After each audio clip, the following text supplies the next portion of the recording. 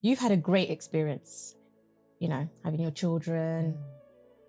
How was the experience breastfeeding? It wasn't all fun and rainbows. It wasn't all wonderful, and it was intense. It was intense in a few ways. I'm a huge fan of normalizing like women's feelings and sensations, because I'm like, it's not all going to be wonderful and magical at first. Did it affect your mental health at any stage? Did you feel sad, low? Did your baby latch on straight away? I didn't really enjoy it at first, and I needed to get used to it, or I had to be kind to myself. But yeah, it was a bit of a journey going, do we want to do this? Did you feel supported in your journey though?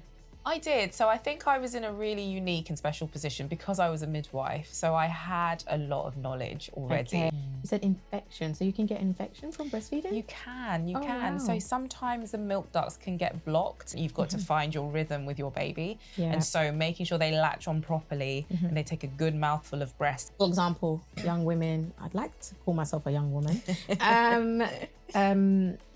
If you start breastfeeding late or you have a child later, body clock, all this jazz, you're more likely to have breast cancer before you have that child at a later age.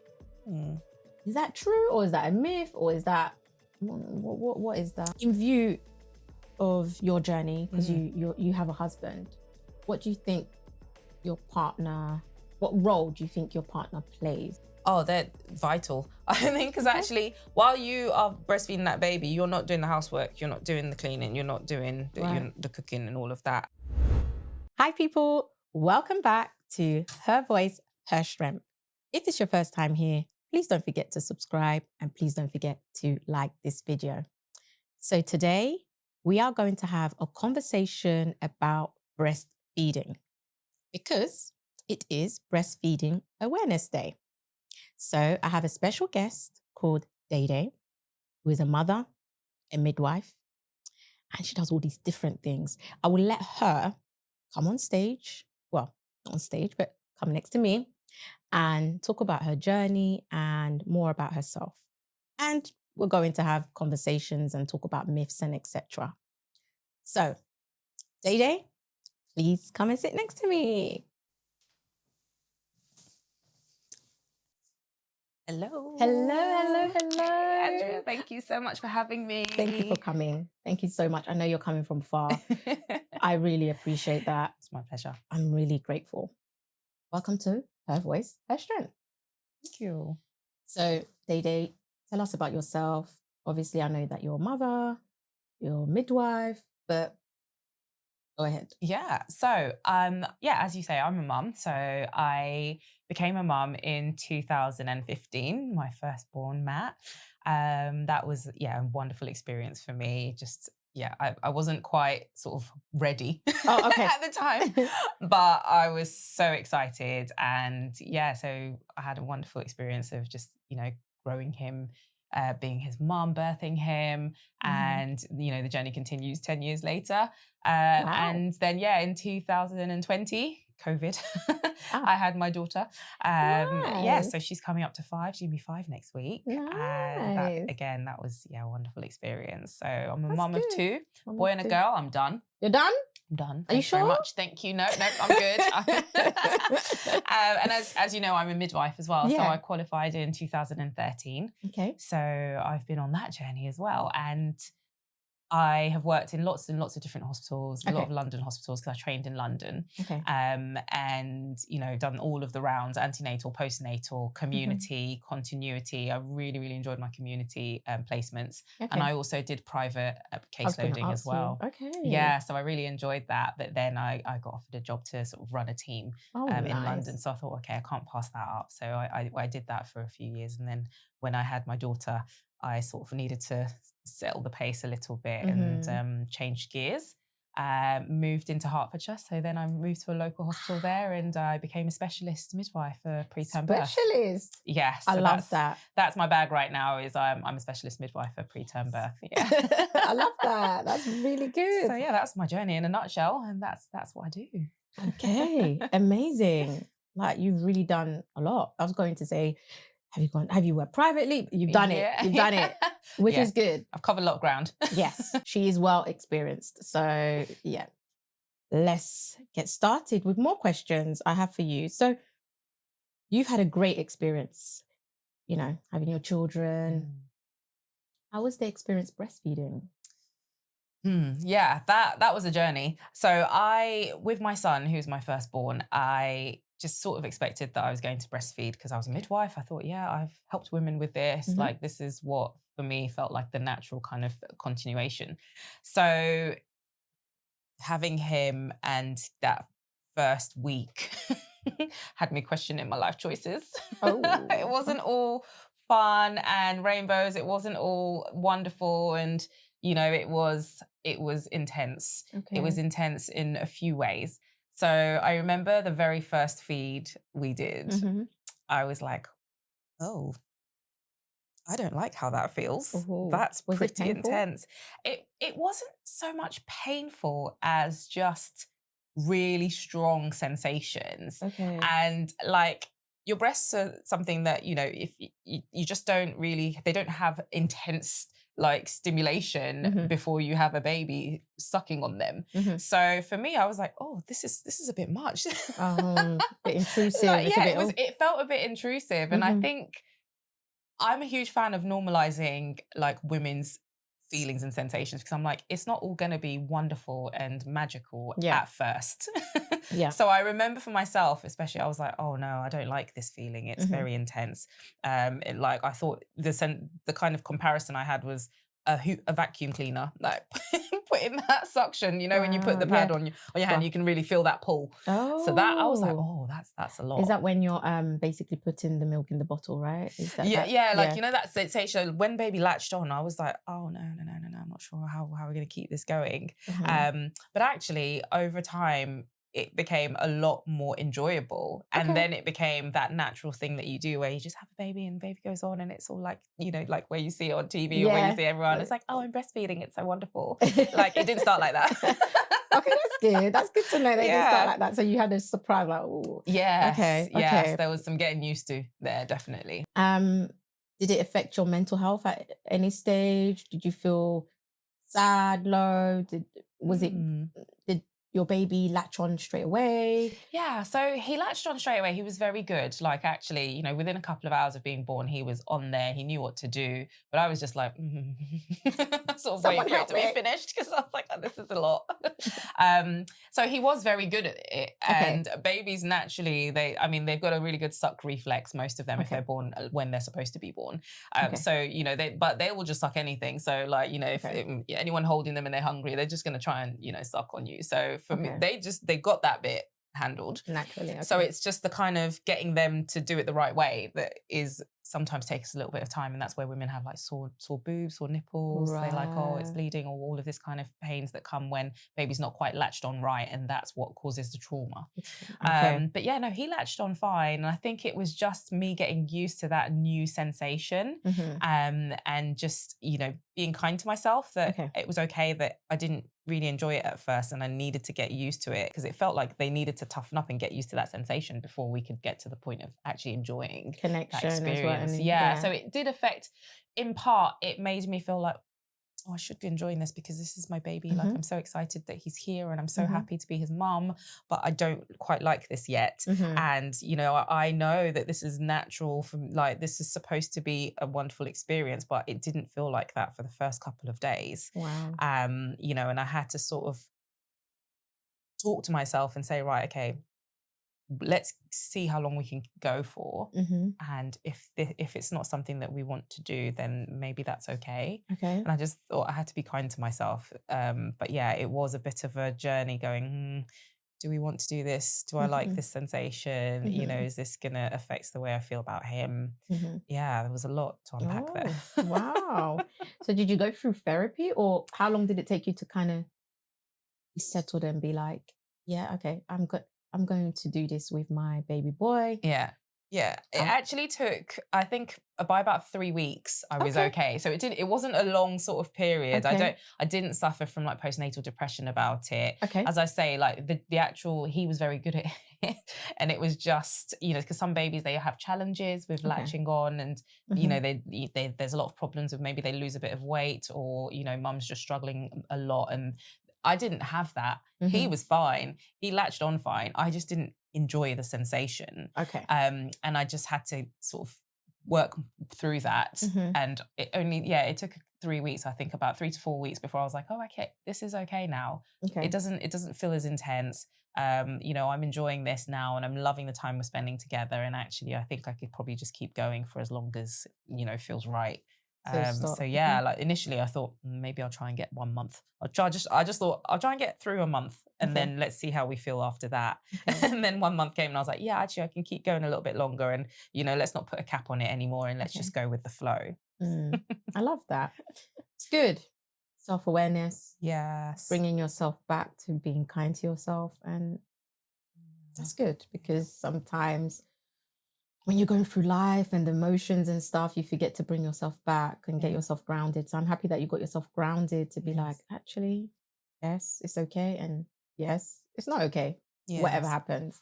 I think, as you say, it's that self-awareness. And I think it's just about taking away expectations and what people, it's because a lot of people seem to get involved when you have a baby, and share their opinions and like, when I did this, and, you know, so there's a lot of that generally. Once you have a baby, everyone feels like they owe you some tips and advice. And yeah, actually there's a place for that. So it's definitely not a bad thing to get support and have, you know, because it does take a village. Like, it takes, you need your tribe around you, but also you have to kind of be very cautious and filter the information you're getting and who you're getting it from. And I think just taking away the expectation, like the pressure of what people think you should do, like what your mum or your auntie or your cousin, you know, what did your sister do? Like, in that moment, it's not about them, it's about you. And I think I just got to that point where I was like, okay, I'm putting away the noise, and this is me and my baby. I've got to do what's right for me and my baby. And yeah, that was it. It's really good. That's really good to be able to shut down the noise. It's not easy. It's not easy at all. So it's well not done. easy. No, well done. Congrats, hats off to you. You know, I'm not there yet. I'm not there yet with a baby and stuff like that. But when it comes, I know who to call. That. I know who to call as well. I'm going to be calling you. That's right. Yeah, that's it. How do I zone out and shut down? I'm going to be doing that. 100%. Yeah. Honestly. So, did you feel supported in your journey though? I did. So I think I was in a really unique and special position because I was a midwife. So I had a lot of knowledge already. So I knew the science of it. Like, you know, I knew that. So, which is why when I didn't like the sensation, I was like, oh, but I know this is good. Like, yes. There was a little bit of a mind like battle going on, because I was like, but you should do this because you know the science and all of that. But yeah, no, I did have good support from my own midwife and a couple of colleagues who supported me through my pregnancy journey.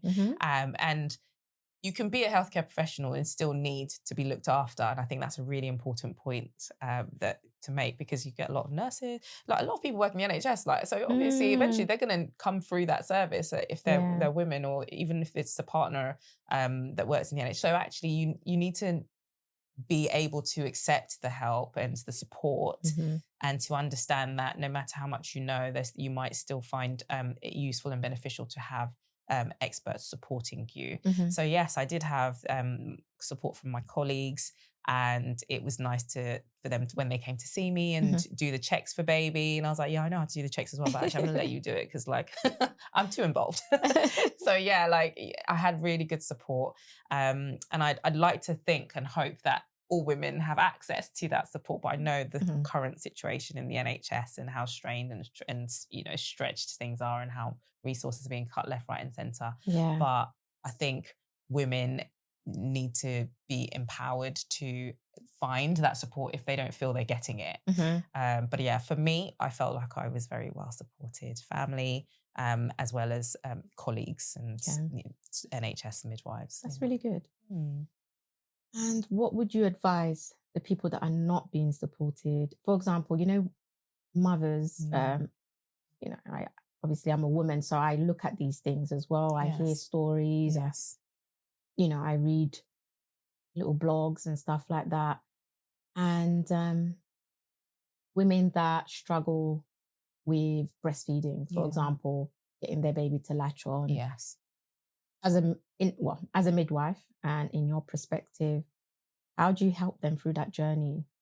Yeah, so I mean, as a midwife, you should, as a woman who's had a baby, you should be visited by a community midwife in the first few days, and usually it's the day after you get home, and then it might be some contact on day 3. Definitely, usually they try and do one on day 5 because they've got to do some checks on baby. So in that first 5 days, depending on how long you spend in the hospital, you may have 1 or you may have 2 visits from the community midwife. And so if you find that you are struggling, then they should be your first point of contact, because you should have a contact number for your community midwife who will be doing the visits. And so normally it's a 9 to 5 service, obviously. They may be out and about, they may be able to come and visit. They may have a support worker that works in the local community that can come out and support with breastfeeding. So I think that's always the first starting point, your community midwifery support. And then you can look a little bit further afield. So actually, if you feel, no, I need some more frequent support, then there's other networks and sort of groups out there that can help women. So for example, like the Breastfeeding Network, they're really good. There's breastfeeding helpline as well, so women can call them and find out, does this sound right? Like, my baby's doing this, my baby's doing that. Like, how can I encourage my baby to latch? So that they can just talk you through things. And sometimes the Breastfeeding Network can actually, they might have peer supporters who can come out and support you with feeding and all of that. And I think it's a lot, depends on where you live and what resources are available in your area, but always worth looking into. And you've got sort of networks, like La Leche League as well. So they're a really good support network for women. They can have lactation consultants come out and visit them. Obviously, some of those things will come at a cost for private support, but that is something that women can consider if they can do that. But yeah, there's lots of free support as well. A lot of local children's services, the community hubs will have some kind of group meetings that women can go to with their babies. They might have cafe meetups where new mums can go and sit down and be like, yeah, this is my struggle. And just vent it out. So there's lots of ways to access support at different kind of degrees and levels. So I think start with community midwife, because they'll know as well what is available in your area, where you can go if you need more than the midwife support, and your health visitor as well. They usually tell you what groups are going when they're running. So they usually make contact between sort of 10 days and 2 weeks to come and see you and go through everything to expect with the baby. So not the GP, but GP is there, but I feel like in terms of breastfeeding support, unless you had a clinical medical concern, like for example, you thought, I might have an infection, like mastitis, for example, then the GP may be a good source. But I think in terms of feeding support and like getting you settled in with your breastfeeding journey, I don't necessarily think the GP would be as helpful as your midwife, your health visitor, and your other local groups. You said infection, so you can get infection from breastfeeding? You can. Wow. So sometimes the milk ducts can get blocked. And so it may just be that they're a bit swollen, a bit tender, and the milk just there's a backlog essentially in the milk ducts where the milk is stored. And sometimes that can become really inflamed. It can become infected, and that can be very, very uncomfortable. So yes, it's sometimes it's blocked ducts can be just one of those things that happens when you breastfeed, and it may not necessarily get to the point of an infection. But if you felt that that was starting, I'd always get help early, because actually we can avoid infection. But yeah, if you have an infection like that, it can be really red and tender in the area. It can be very difficult to latch baby onto the breast. Sometimes the breast milk actually tastes a bit different, so the babies don't like to latch onto that breast, and then that can then mean it gets backed up even more, and you have, so we might say actually you need to be pumping from that breast to try and facilitate the flow of the milk. Warm flannel just before feeding, a cold flannel after the feed to try and that's for swollen tender tissue. A bit of cool flannel can help with just making that feel a bit better. lettuce leaves as well. So cabbage leaves. Oh, Yeah, you can cabbage use some leaves. of those. There's some evidence out there that can help with easing some of that tension and tightness in the breasts as well. Okay. So Yeah. how do you avoid getting infection whilst breastfeeding, basically? So really important then to make sure that babies latch on really well. Okay. So that's a skill that is learned. So I know when I say breastfeeding is really natural, but actually your baby's brand new. They've never breastfed before. You're new to it. Even if you're a mum who's breastfed before, every baby is different. So the way they kind of latch on might be different. You've got to find your rhythm with your baby. Yeah. And so making sure they latch on properly and they take a good mouthful of breast. Because I think instinctively, especially what I notice with women of colour, is that when they put the baby on, they just like trying just the nipple. And most people, not necessarily just women of colour, but most people will just go for the nipple and the baby latch the baby onto the nipple. Okay. And that's where you get a lot of problems because I told you how strong that suction sensation is. If babies are just on the nipple, the milk's not actually stored on the nipple. The milk is stored for a little bit further back in the they've got glands and ducts there. And so women will I don't know, it's just a thing that we just think if they're sucking on the nipple like a straw, then they're getting it. But babies do a lot when they get a big mouthful of breast. They're using their chins right against the breast to massage it. It helps with the flow of the milk as well. So a good latch helps the flow of milk, helps your baby get a good amount of milk, helps the breast to empty, and it minimizes trauma to the breast. Because when you have like cracked or bleeding nipples, that is a site where the bacteria can enter and track up to cause infection. Wow. So if we can avoid that from the start and we can facilitate good emptying of the breasts, then that can actually help with minimizing and reducing that risk of infection. Really good. Yeah. You spoke about trauma. So would you say that if the breast is traumatized and she's feeling a type of way, but still trying to feed the child, does that energy feed into the child? It can do. It can, in terms of feeling overwhelmed, stressed, anxious about it, and in pain. Like all of those factors together can mean that not only does it make it harder for, because your babies vibe off of you. So if you're relaxed and chilled, that helps with babies to be relaxed and chilled, and that skin to skin and that kind of close proximity to you helps regulate their temperatures, helps regulate, their heart rate. So if you're stressed, then, they're going to be your baby might feel that too. Yeah. And I think it's one of the things that is always really important is to try and be as calm as possible, because your hormones that support with your breastfeeding, the counter hormones are stress hormones essentially, and that can the stress hormones can impact on your milk production and can also impact on the milk release and all of that. So it's really important that if you are feeling stressed, we need to help you with that first and foremost, and then come back to, the breastfeeding side of things. Because I've worked with women when I was a private midwife, and even when I was an NHS community midwife, you go into the home and you can see the energy in the home. The woman is fed up, but she wants to do it and all of this. And I'm like, okay, let's center ourselves again. Like what is most important to you? Like, because I think for women, breastfeeding, yes, breast is best, but actually your sanity and your mental health is so important as well, especially in those first few days where you're probably sleep deprived because, if you've had a labor or any type of birth, like the first couple of days, you don't sleep because you're on a high from having a baby. Like you're just like, oh my gosh, she's here. But you may have had a long labor that precedes that. So you're already sleep deprived.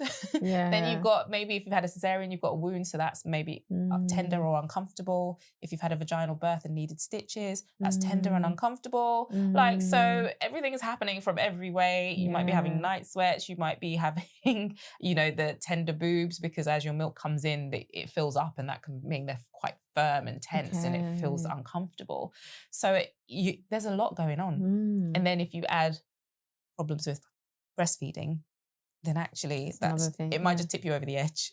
So I'm like, right, let's deal with everything as a whole. Are you sleeping? Have you had a nap recently? Like, can we prioritize actually getting you back to that point? If that means that you have to express in your partner or your family help, like we'll feed the baby for a couple of feeds to give you some time to just come back together, then that should be a priority as well. Yeah. Making sure that if your pain relief is is working well for you. So what have you been sent home with? You know, is it working? Are you taking it regularly? Because some women are like, no, I want to like just be strong and I don't want. I'm like, girl, oh right, no, you have time to be strong, yeah. but let's just get you back to, you know, like your prime before we start saying, oh, okay, no more pain relief. Like, take it if you need it. Yeah, like especially because, you know, like paracetamol, ibuprofen, they're safe to take after you've had baby. Okay, if you tolerate them, you can take them. That's absolutely fine. It's things like codeine that we would say that goes through to the baby. Yeah, so you know, if you were needing something similar to that, they might give you a variation of it. But codeine can pass through to the breast milk and make baby sleepy. And so, you know, it's paracetamol, ibuprofen tend to be the standard staple drugs that most women can take after they've had baby. And I'm like, take them regularly. Get your pain under control, because that's one thing extra you don't need to think about when you're trying to get baby latched on and feeding and establish that breastfeeding. Yeah. Okay. So would you what would you say is the most common concerns around breastfeeding for new mums? Is my baby getting enough? Okay. Yes, that tends to be the thing that I will hear from every mum. Okay. How do I know my baby's getting enough? Am I producing any breast milk? Those tend to be the top, because when you're breastfeeding, you can't see it. It's not like a bottle of water where you're like, you can see how much is going in. With the breast, you can't see that. Okay. So actually, it is very challenging for women to accept that if baby is there and sucking and, you know, then he's getting enough milk. And we know that first milk is called colostrum.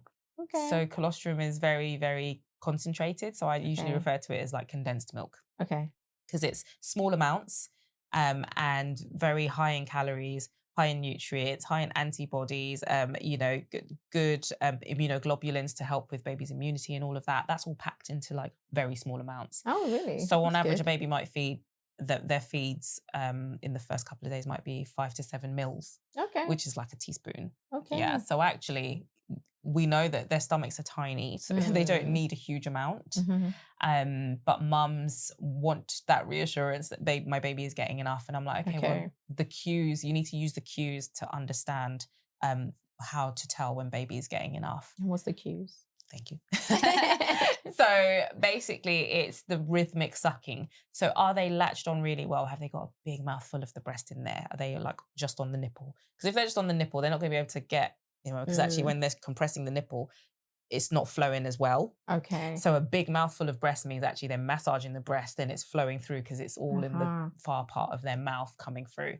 So the big mouthful, first of all, baby nice and close and comfortable on you. So when babies are hungry, they're like, feed me, feed me, feed me. They're like unsettled. They're, you know, they're crying, they're moving their face and all of that. When they're latched on and they're getting milk and they're settled, then you can tell that actually they're getting something because they relax. You see their bodies, like the way their legs will relax, their arms will relax. You see this rhythmic, deep sucking that happens. They'll suck for a few seconds, they'll pause. And the pausing is good because mums always go, well, baby stopped. And I'm like, no, that's okay. Like when we drink water, most of the time we don't just go down a 1 litre bottle. Like you might have a sip here and there, and then you might pause to actually swallow to take it in. That's what they do. And remember, this is the hardest work they've ever had to do. Like when they were inside, it was all coming through the cord. They didn't have any stress. They were just like, yeah, I'm hungry. Oh, no, I'm not. I'm done.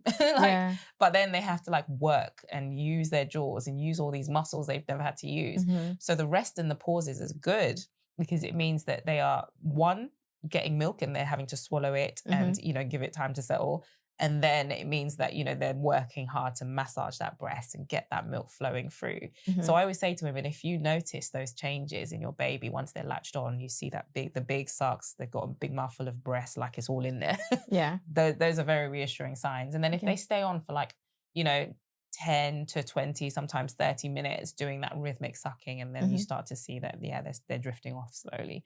Those are signs of a happy baby that's had a good amount of milk. Nice. Nice. So this is all the education that needs to be explained to women, so they're not coming in going, yeah, I'm not enough for my baby. Like I hate when women feel like that, because I'm like, no, you are. Like you've grown this baby to perfection. Like you've like brought baby out, however the baby comes out, some roof like down below, wherever it is, like you've created life, and like your body knew they was gonna have to feed that life as well. So actually, for the most part, women who choose to breastfeed can breastfeed with the right support. Amazing. So would you say as well, in terms of And they analyze this as well when it comes to breastfeeding. If the baby's getting enough, can you sense a pattern with how many times the baby goes to the toilet? Yes, like yes, thank passing you. That's a stool great and point. stuff like that. Exactly. Yeah, that's part of it as well. So we know that, okay, the good latch and the good sucking and everything, but actually, you know, what are the other signs? The other signs is your baby passing urine, like, you know, for each day of their lives. Like, so day 1, we should expect at least 1 wet nappy, day 2, day 3, up to day 5, and then you're getting, like, you know, every nappy should be wet. So regular wheeze indicate that baby's getting a good amount. And then what happens is the stools actually change. So the first poos that babies do, called meconium, and it's kind of be greeny, black, tarry, sticky texture. And that changes over the first sort of 5 days. As baby starts to get milk and digest the milk, it changes from that sort of greeny black to more greeny brown, and then you go to brown, and then it goes to mustard yellow color with sort of grainy texture. So yeah, that progression, that's what, when we midwives come to see you at home, we're like, oh, okay, what do the poos look like? That we always ask that. How many wheezes is baby doing? Like, how many feeds in a day is baby having? How often and how long are they staying on the breast? Because that tells us, okay, yeah, this is a well baby. This baby's sort of figured it out and happy and is happy. And yeah, so input and output. Input and output, amazing. What are the misconceptions about breastfeeding that you would love to tell people that actually it's not like this, it's like this? Because I think people have some misunderstanding out there. So what are the misconceptions? I think one of the main misconceptions is that it's going to be easy or like just natural, and like baby's gonna come out and we're just gonna do it and it's gonna be fine. And I think that creates this false sense of, I'm failing if my baby hasn't done that. Right. It's a learned behavior. It's learned. Like I was saying, baby has never done it before. They got their sucking reflex, tick, that's great. But actually the technique, the maneuvers, you know, getting it right, getting onto the breast, as a mum as well, you're figuring out, okay, I know that if my baby does this twitch, then they're going to open their mouth and I need to be ready for that. Like, it's learned. And once you get through that, then it becomes natural, I think, is the way that I like to look at it. Because for most people, there is that process. It's a process. It can take a day or 2 of actually figuring out your baby. And that first 24 hours, they're so sleepy and everyone's like, oh, my baby's so good. And I'm like, sis, let me just tell you now. Yes, sis. You wait. But yeah, like, they're so sleepy because their body has just started doing everything for itself. So the first feed is usually quite good, and then they just want to sleep. And then you have to wake them. You have to wake them into feed, and they're just like, I don't want to do it. And then by the time you get to the point where they're ready to feed, then they're frantic and furious about it, and they want to do it all the time. And that's usually the second night. So usually the second night, if the normal pattern of baby's behavior is that the first 24 hours, they're just like sleepy, you will have to wake them up a few times. And then the second night, they want to feed almost every hour. Like, and they don't want to be put down. They don't want to be in a cot. They don't want to be like, they want human contact. If you just think that baby has had you, like your heartbeat, your warmth, the cuddles, for that whole 9 months. And then the first 24 hours, they're like shell shocked because they're like, whoa, life on the outside. Okay, we're figuring this out, we're figuring it out. And then the next night, they're like, nah, put me back. So when you, every time you're trying to put that baby in a cot, they're like, no, I didn't sign up for this. I would, and feeding is comfort for them as well. So that when they're being fed, they're being held, aren't they? They can feel your heartbeat. There's just, so they're like, no, I want that. And if I have to feed for that, then I'll do that. Like, so they feed almost every hour, and it can be a real test. That's when women start considering their life choices. They're like, what did we sign up for? And then they start to question, do I have enough milk? And so this is it. This is the point where I'm like, I always prepare mums for this when I see them on the postnatal ward or antenatal, even before they've had the baby. I'm like, there is a point where it makes you question your life choices. And it's usually the second night around 3 a.m. I can put it to the clock, like, literally, because I've been there twice. I know it. I knew it scientifically as a midwife, and then I experienced it. And those were two different things. Knowing it and experiencing it are 2 different things, because people know they're going to be sleep deprived. But when it's 4 a.m. and that baby is screaming at you, and they fed 6 times in 4 hours. You're like, and you're like, I can't, what is this? Someone help me. Yeah, but it's not that you don't have enough milk. That's the baby's job, to stimulate your milk to Like come you said in. earlier, yeah. Because you start with colostrum. So the first few days, it's colostrum is small amounts, 5-7 mils. And then baby's like, no, we want more now. And they have to work like the body to do that. And that is what they're doing in that time to bring your milk in. So most women, they'll find their milk comes in day 3 or day 4, depending on if they've had a big blood loss or something like that. It might be day 4. But actually for most women, usually around the 3rd day, 3rd night, that they notice the boobs feel fuller. Baby's like gulping. You can hear it on the feeds where they're like, yeah, because now that milk's coming through. They're like, whoa, sis, calm down. So yeah, like that's their job. Like that's what they do. And your milk producing hormones are higher at night. So they sense that, and it's just like, it's like catnip and a cat. They're just like, oh, okay, cool, we got to do this. So that is part of the journey. And I'm saying to women, like, just be prepared for that. Know it's going to happen. And remember, Dede said so. Like, remember at 3 a.m. Dede told you this was going to be happening. So don't be surprised. Hang in there. And if you've got help at home at that time, amazing. Feed and give them the baby. Feed and give them the baby. Yeah, because you've got to recover too. Feed. Going back to sleep. Take your baby. So I think those are the main misconceptions, is that actually it's just going to be from the start fine and everything's going to be fine. But it's learning. Like, you've got to learn, get over those hurdles, and then it becomes that wonderful natural thing. Once you and baby have found your rhythm and your pace, like that's it. And then the whole, is my milk enough? Like, for some people, there might be a struggle with getting enough milk for babies. And then babies might be a little bit unwell in that they've got a bit of jaundice and other things that mean we need to give them more milk. But there's things that you can do as a woman to prepare for that if that happens. And if it doesn't happen, then you're prepared anyway. And that's things like colostrum harvesting. So antenatally squeezing milk out of the breast and collecting it and freezing it. Oh, really? Because then actually, if your baby is at 3 a.m, you're like, I've had enough, I can't anymore. And it's like, oh, okay, I've got colostrum in the freezer. I can warm that up and give it to baby. So then you're ready. So you don't feel like a failure, like, because you're like, actually, I knew that, this was a possibility. And it is normal. But if you think, actually, I want to make sure my baby's got that little bit extra, you've got colostrum in the freezer. So, that's something that all women should be aware of, and all women should be, if they're planning to breastfeed, should be able to know how to squeeze milk out of their breasts, the right technique, the right angles. You teach them, right? Yeah. You can teach them. They've got really good videos, and WHO have got some really good, really inclusive videos of mums from all over the world, like expressing colostrum and understanding how it works. But as your community midwife can support you with that, even during your antenatal appointments. And I think it's just about asking and being bold enough to ask for those things. Because if you don't ask, you get the bare minimum. And that's what you get. And because that's where we are in the NHS at the moment. So if you're not asking for these things, you're not going to get them. Right. So just ask. Ask, know what God you says, need. Ask and you shall receive. That's the way I look at it. Ask, you shall receive. Worst you'll get is, no, we can't do that. We can't facilitate that at the moment. But here's where you can go.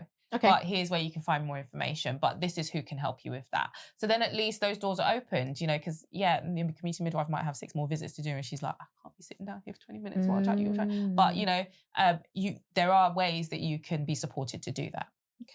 That's really good. And I just wanted to ask, I've been told that it depends what you eat. If you eat more greens, and you need to have a good diet and healthy diet. So because that's what actually the baby's getting, although it's milk, but actually if you're eating legumes, they're getting legumes. If you're eating green salad, they're getting salad. Is that true? So there's some truth to that. I think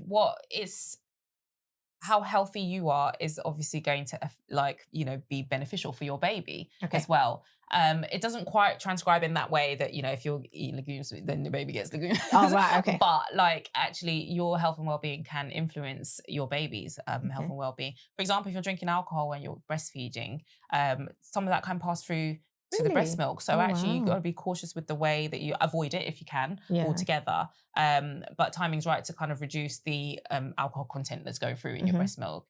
So knowing things like that. Sometimes depending on the food you eat, if you eat really spicy food, you might find your baby has a bit of an unsettled stomach. Oh.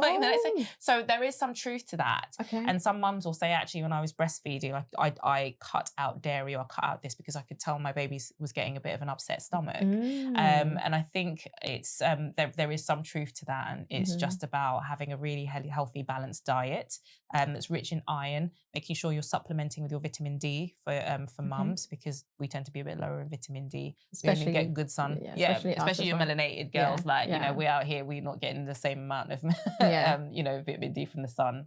You need about 30 minutes of daily good sunshine to absorb enough vitamin D, and we just don't get that in consistency anyway. So definitely supplementing to make sure all your oily fishes are good for your well-being and your health, and because you lose a lot of fluid through breastfeeding. Right.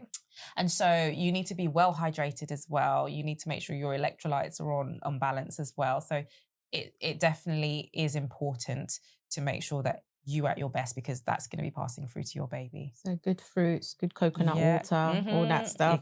Exactly. And there's some foods that can help with boosting your milk supply as well. Really? So some foods are called galactogogues. Okay. And these are foods that are known to help with boosting your milk supply.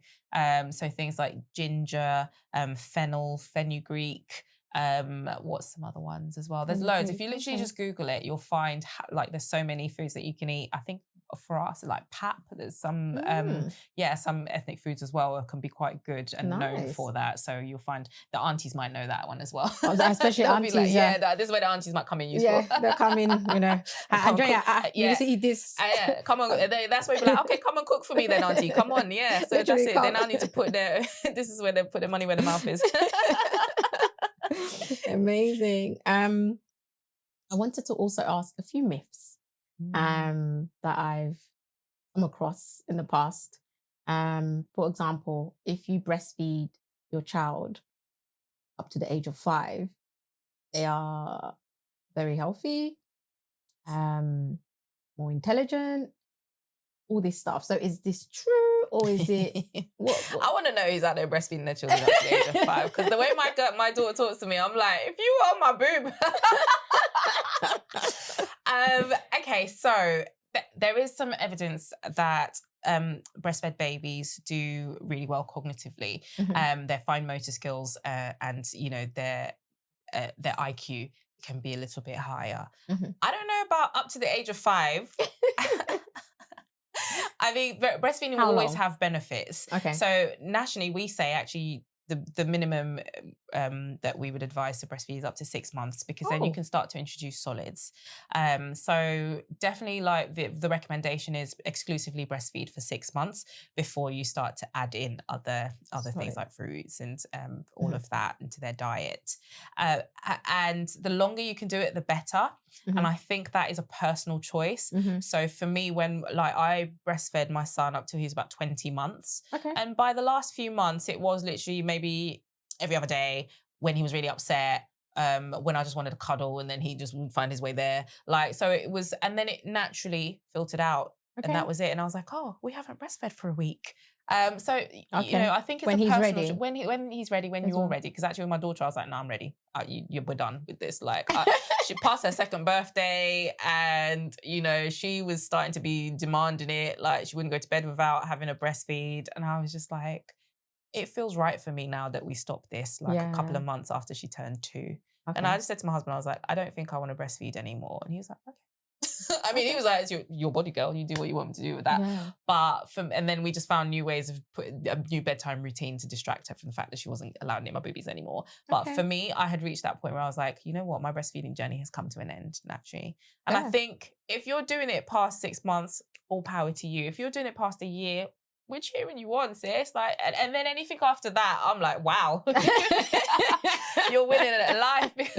For me, it just felt like if you're kicking ass for it and pull your top down, then that's for me where it ends. I was just like, no, we're in public. You can't just be whipping my girls out. Yeah, it's true. But I've known mums who've breastfed 3-year-olds, 4-year-olds, and I'm like, Yeah, that's absolutely fine. If that's what you want to do, that is your choice. There's still benefits with breastfeeding at any stage. And I think it's then, it's more relationship as well, like at that point for How come parents. you But can have breast milk for that long?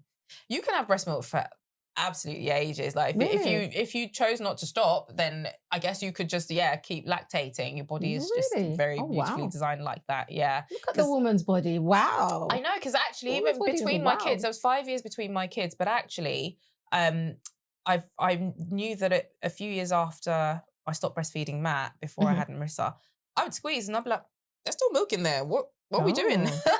So yeah, like you can still just lactate. I don't know the science behind that, but yeah, you can lactate Oh, wow. for quite a while. That's very interesting. Another myth. For example, young women, I'd like to call myself a young woman. Um, um, if you start breastfeeding late or you have a child later, body clock, all this jazz, Mm, mm. you're more likely to have breast cancer before, you have that child at a later age. Mm. Is that true, or is that a myth, or is that what is that? So breastfeeding is protective against female cancers. So Mhm. I think that's not right. Okay. Because actually that is part of the protection. Like, Mhm. it reduces your risk of ovarian cancer and of breast cancer as well. Mhm. And so that's part of one of the benefits. That's why we encourage women to breastfeed. Is Mhm. it's the body's, it makes the baby and then it makes the milk to feed the baby. Mhm. So So, that's so what I'm saying, so if it's later, so for mm, example, if, you know, a girl is in her prime but decides to have a baby at 40, yeah, but which getting there. prior 40, because she's started to breastfeed late, is she Mm. more likely to get breast cancer in her 30s? I don't think so. Okay. I don't think that I think that's just, you've got too many factors Okay. to consider that would play a part in that. And I Mhm. feel like that's like, say, women who haven't had babies are just at a higher risk of cancer, and I just don't think that's Mm. right. Mhm. I'm definitely something I will look into, and I can Mhm. come back to you on that. But I don't think that because you choose to have your children late, that Mhm. you're at a higher risk of cancer Yeah. earlier. Yeah. That's fair. That's good Yeah. to kind of get an answer on that, because I've seen like videos and I'm just like, really? Is that true? Yeah. And I Yeah. think obviously my journey, obviously telling you over the Mm. phone, like going through breast cancer, Yeah. I just wanted to make sure it's not that. Is it this? Is it that? But we never know. I think like with It's really cancer, tricky, you isn't just, it? Yeah. yeah, it's very a tricky subject, or, Yes. when it comes to cancer. But yeah, I wanted to I think get as your well, answer on if that. you like, there's so many changes to our lifestyles over the Mm-hmm. last 20 years, 30 years, 40 years, 50 years, that actually, and we know how much the rates of cancer have Yeah. dramatically increased. Increase. There's Yeah. so many things that we have invented and created that, although it's great, there's now, we're looking at the side effects and some of the Mm-hmm. consequences of those things, like microwaves, even like Yeah. plastic containers and Yeah. microwaves, Yeah. all of these kind of things. So actually, to directly link it to that, it is quite tricky, I think. Yeah. Yeah. True. Okay, I think you've kind of given us a lot of like benefits and how, you know, women and baby benefits from each other, Mm, basically mm. latching on, all of that. And I really like that. And I hope that it's been helpful for Yeah. the women watching as Yeah, I well. hope so. Anyone that is going through their pregnancy journey or had a baby, I really hope that, what Dede has said has helped you. Yeah. I've got a couple more questions. Mm.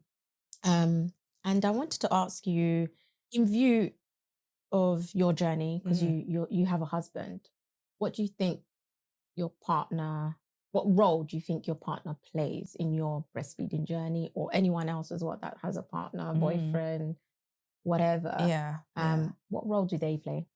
Oh, they're vital. I think because Okay. actually, while you are breastfeeding that baby, you're not doing the housework, you're not doing the cleaning, you're not doing Right. the cooking and all of that. Actually, that they can be so helpful in that. Okay. And as I say, those middle of the night feeds, and babies can become very unsettled going past that first month. Things like colic and just being unsettled at nighttime. Okay. So breastfeed your baby.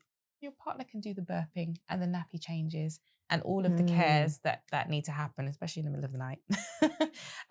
But also, I remember my husband would just make me breakfast. Nice. And like, my job was just to breastfeed baby, having been up maybe 4 or 5 times in the night, just feeding. The times I didn't get him up to do all of that, then he would just get up, he'd bring me breakfast in bed. He'd make sure like my son was okay and dressed and entertained and all of that.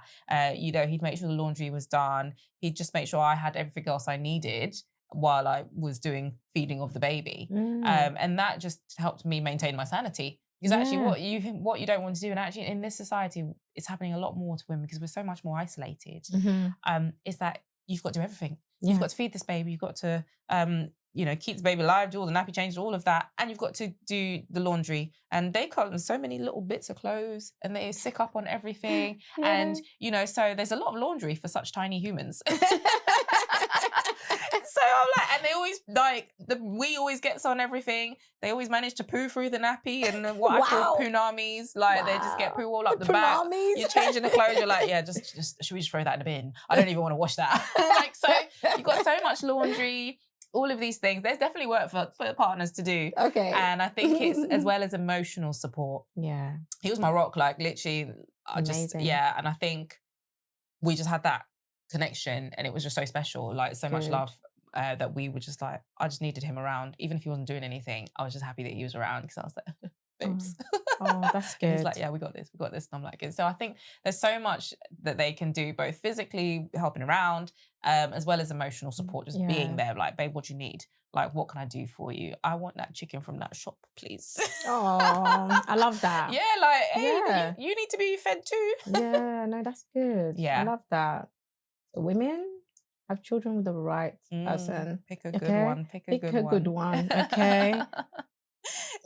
Just pick a good one. You need that support mentally, emotionally, physically. You all need of them that. present. Yes, they need to be present. Like even if they're not doing too much, like just knowing he was there with me on the journey. Like we ain't sleeping. I'm not sleeping. You ain't sleeping. Like okay, I will let you sleep this round.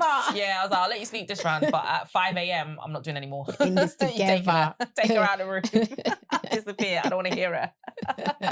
Get the car, go for a drive. I don't want to know. Call me back in 2 hours. I can feed again. Amazing. Okay, so what would you advise a new mum who is nervous about trying to breastfeed at all? What would you advise her? New mum. Okay, so she's had baby. Yeah. I think get as much help as you can as early as you can. Okay. Like for me, I'd say even before you're a new mum, like if you're thinking about breastfeeding, because like to drive a car, you need a license. You need to be prepared. You need to actually. There's a manual for that. Like there's Absolutely. to do anything these days, like for a job, there's an induction or there's like training. Yeah. Like it's only having a baby where you suddenly are just like expected to do it and know it. And like actually preparation is key. So understanding what is like the basic science behind it. You don't need to know all the fancy terms and all of that, but just understand like the basic science, like so that you understand, okay, when my baby's latching on, this is what's happening, this is what's changing in their bodies, this is why they may get irritable after a feed. Oh yeah, they need burping because actually they've got trapped wind in the belly. All these kind of things. That helps you with feeling empowered to go, okay, actually I know that what my baby needs. So just knowledge is key and support is key as well. Like find, if your midwife is there, like if you're in the hospital having your baby, get them to support you as much as possible before you go home with those feeds. Because what you don't want to do is find out at 3 a.m. that you've got problems with not able to latch baby on, not able to do this. Yeah. But actually, if you've talked through, or at least the midwives helped you and showed you different positions, different ways you can latch baby on. They've showed you, what to do if baby's not feeding, what to do if your nipples are sore, like all of these things. If you've had all of that before you go home, which is a lot to process in the time before you go home, because most women will go home like 24 hours, like 48 hours. Out of it. Yeah, so it's a lot to process, which is why I think it's so important to catch them before you have baby, when you're still like, you can take it all in. Okay. So if you're nervous about breastfeeding because you've heard stories, there's stories out there. It can be bumpy, it can be rocky. Understand that it can be bumpy and it can be rocky, and be kind to yourself. And it's not the be all and end all if you are having to supplement baby with either express milk or formula. Like breast is best, but your sanity is important as well, and your well-being is important. So for me, that's one thing I always say to women, like don't be sitting in a corner crying in the dark because you feel like you failed at breastfeeding. There's so much more to loving your baby and being there for your baby than that. I love that. That's really good. So basically, educate yourself. Educate yourself. It starts with you. Yeah, starts with you. Yeah, educate yourself and find help. Like find help. And the right community. Community. I love that. What about the mothers that choose not? I know you just mentioned it. The mothers that choose not to breastfeed.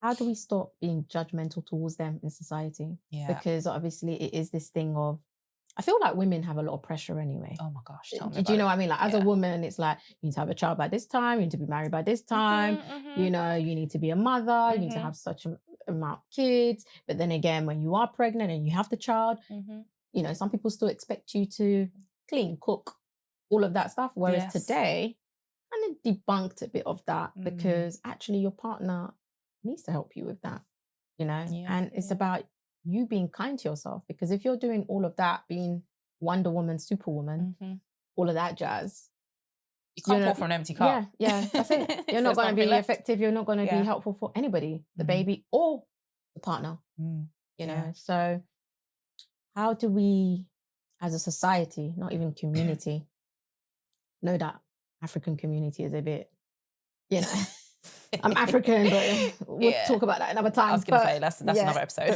Another episode, because you're going to come back. Yeah, literally. How in society do we become more supportive and not like look down at someone because they're not breastfeeding? I think it just starts with self-awareness as well, like, because what is your business what another woman does? Please mind your business. Like, as a healthcare professional, I have to tell you the risks and the benefits. So yeah, actually breastfeeding is beneficial for babies. It reduces the risk of obesity, reduces the risk of gut infections, ear infections, respiratory infections. Like, you know, so there's so many benefits to it. And for mums, it reduces the risk of the, you know, breast cancers, ovarian cancers, osteoporosis. Once I have told you that information and you've had time to process that information, what you do is your choice. True. It's not a legal requirement for you to breastfeed your child. True. And actually, yes, there are a lot of children who are brought up having not been breastfed. And yes, they meet milestones. And yes, there's other things you can do to kind of ensure your child meets their milestones and gets the best out of life. Because yeah, like you say, not everyone can breastfeed.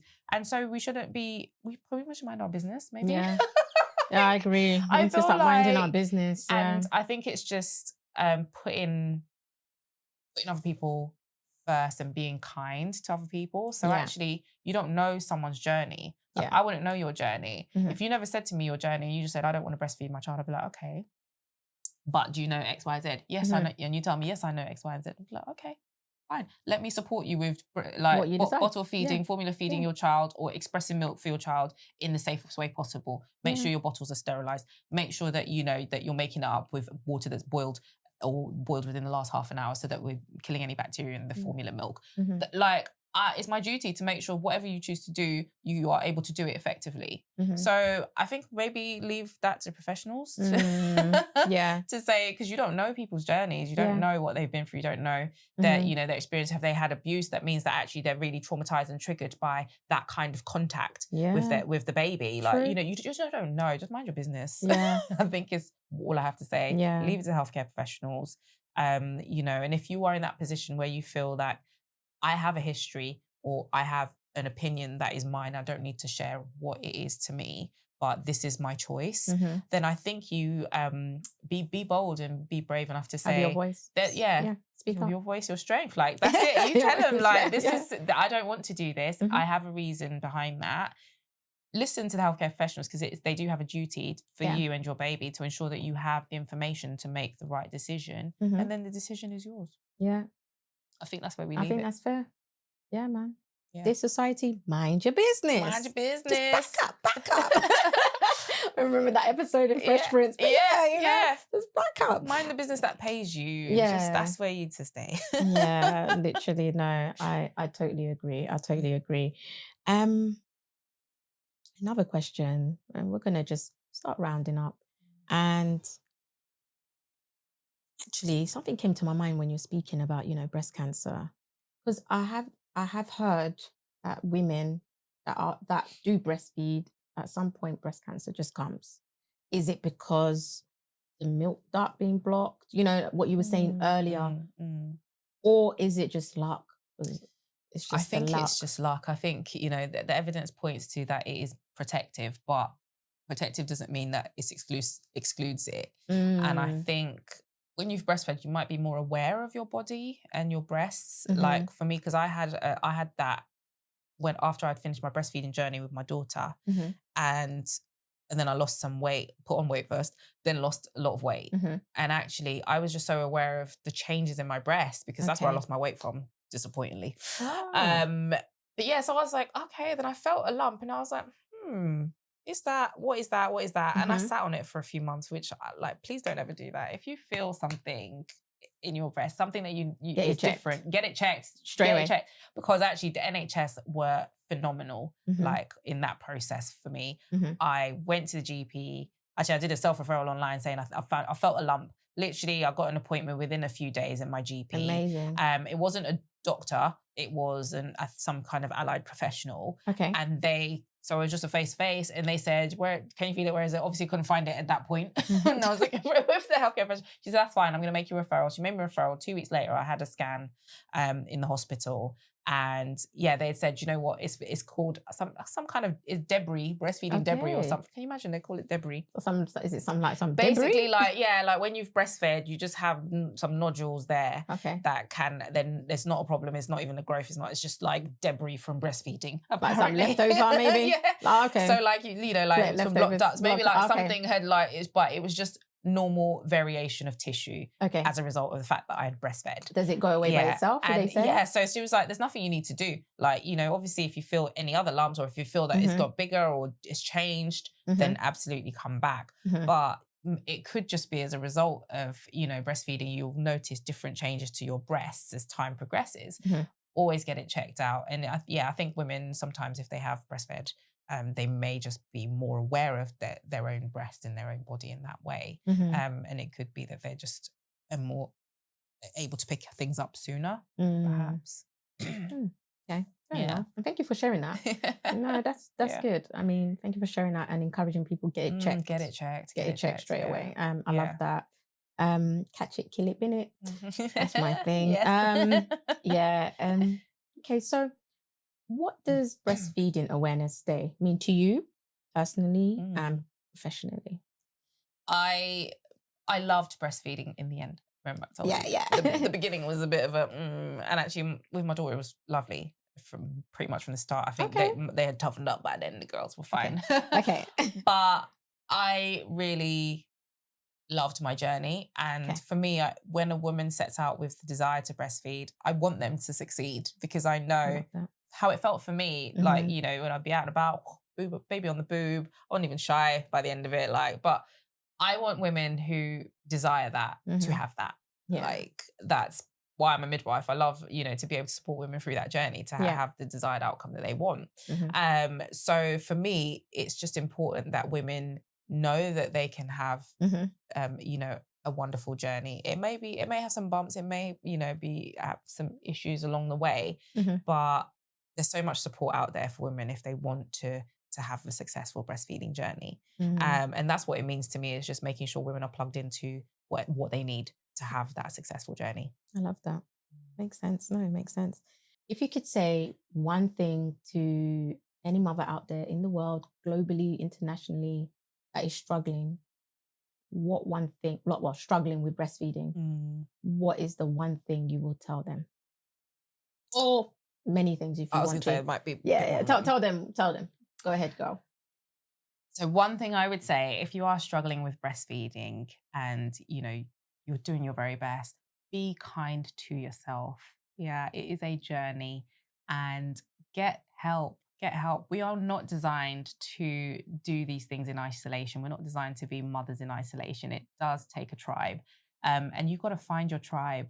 And, you know, that includes healthcare professionals who are available to support you. That might be peer support through certain networks and other groups. But yeah, you are doing great. Like, you are already showing how much you care about your baby and how much you want to be there for your baby. So be kind to yourself. Like it will resolve itself with the right support. So yeah, keep going. Love that. And our final question is, what message would you like to leave with our viewers today in terms of strength, motherhood, and them finding their voice? Strength, motherhood, and finding your voice. I think be prepared. Like, knowledge is power, and that is going to help you to ask the right questions, seek the right support, and be prepared for whatever your journey is going to hold. We know that not all journeys are smooth, but if you have the right knowledge and you have the right people around you, and even within your circle, you have people that can speak for you when you are in a vulnerable position, then you are set. So that is what you need to do. Get some knowledge, get empowered, and be bold. Love that. That's amazing. Dede, this has been great. Thank you for coming to Her Voice, Her Strength. Thank you for having me. It's been really lovely. Wow. I am so happy that Moyo said, no, I've got a really good friend. Dede can do it. Yeah. And she's a midwife. I was like, oh, really? Thank you so much. I didn't realize you was coming that far, but you know what? God bless you and God protect you on your journey back. Thank you. But before you leave, tell us where we can find you. Socials, TikTok, Instagram. Yes. Just tell the viewers, and they can ask you questions, find your TikTok, if you've got a YouTube, all of that jazz. Perfect. Just let us know. Yeah. So actually now what I've started to do is to offer private support. So private pregnancy and postnatal support, including birth reflections, so restorative birth reflections, because not every birth is traumatic. Okay. But actually a lot of people have their babies and they still have so many questions or emotions that they haven't processed, things that they haven't kind of gone through. And so that's what I'm really wanting to support women with, is just kind of having that clarity and closure around their birth experience. And actually, support so that we can get to the point where we're avoiding trauma during your pregnancy. You have the information, you have the support. So that's what I'm doing at the moment. And I'm Dede, aka the Listening Midwife. So that's for most of my socials. Okay. So I've got a TikTok where I do a lot of little short videos about education. Yeah, I saw them. Yeah. So basically it's just trying to empower women to have the knowledge, ask the right questions, understand what to expect in pregnancy. So I have that, thelisteningmidwife.co.uk. That's my website. That's got all my services on there that I provide. I have YouTube channel as well. So YouTube, just literally search Dede, the Listening Midwife, and I'll pop up. Amazing. I will try and pin that on our video, actually, on the comments. Okay. So that the viewers can find you. Yeah, it's been a pleasure, honestly. Thank you. Thank you so much. Thank you. So guys, thank you for tuning in. If you haven't subscribed to this channel, do subscribe and do like this video and share this video with somebody that is having a baby, had a baby, currently pregnant. Share this video with somebody. So I'll see you again on another video about a different topic. God bless. Bye.